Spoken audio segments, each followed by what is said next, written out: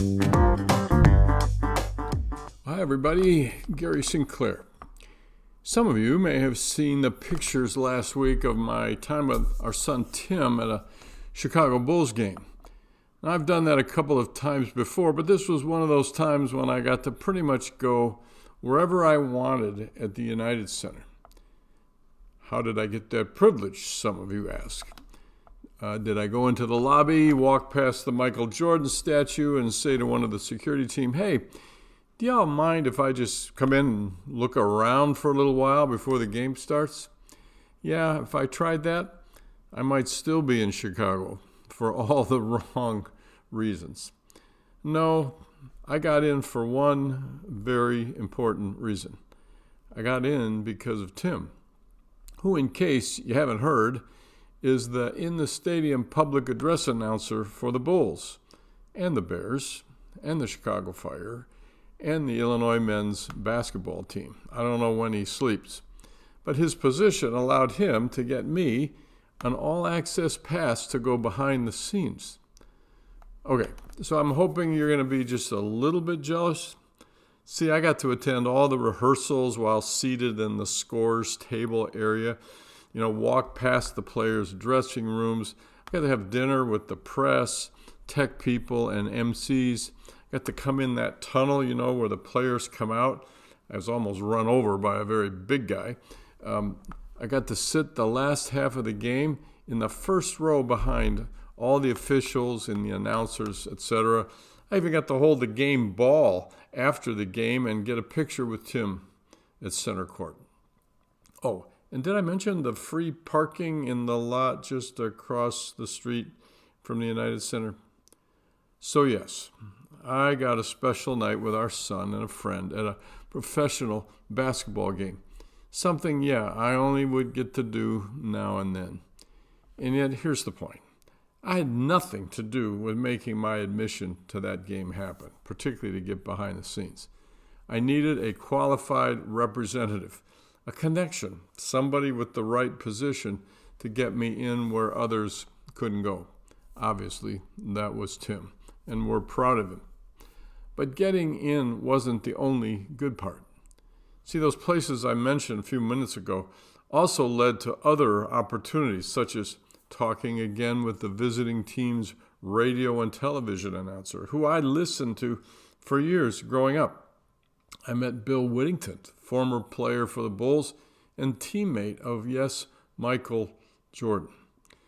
I also got to meet some unique people, camera people, stars from the entertainment team, and Benny the Bull, the mascot. I know what he really looks like, but I'll never tell. But again, why tell you this story? Gary, are you just bragging and want us to all be jealous? Just because you're on anti-rejection meds because of your transplant doesn't mean we're not going to be a little upset with you. No, those weren't my motives, as interesting as those would have been. It is fun sharing it with you too. But I'm telling you all this because my experience was a picture of an important principle that we can all use and enjoy in this life as well.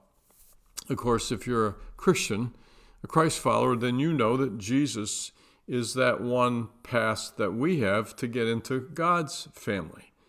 We can't get to God without Christ's payment or our fee or fine, if you like, that he did by dying and rising again over 2,000 years ago. Yeah, he paid. He had a pass for what we've all done in some way by being selfish or sinful and living life our own way. See, this is the most important entry pass ever.